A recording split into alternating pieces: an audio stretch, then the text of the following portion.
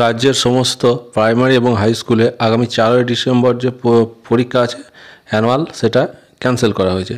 আর এই সংক্রান্ত গুরুত্বপূর্ণ অর্ডারটা দেওয়া হয়েছে সমগ্র শিক্ষা মিশন বা পশ্চিমবঙ্গ সমগ্র শিক্ষা মিশনের পক্ষ থেকে।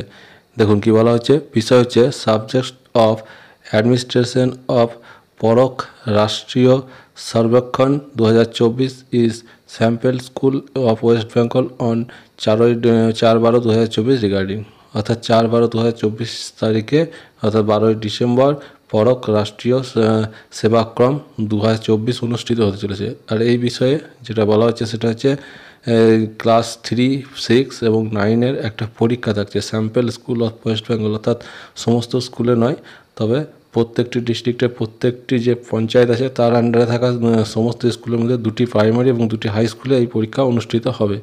আর তার জন্য therefore all program of examination etcetera should be kept on hold for the sample classes on the date maintained above.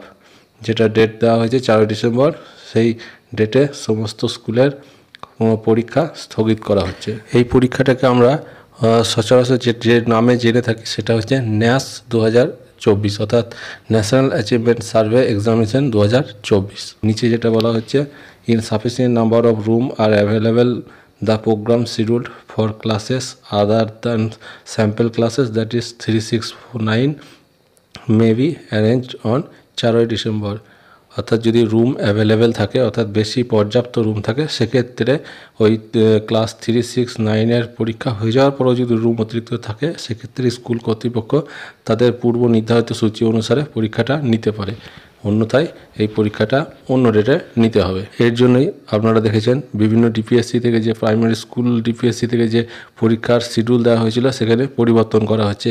সেই সংক্রান্ত ভিডিও আমি দিয়েছি, আপনারা প্রয়োজনে দেখে নিতে পারেন।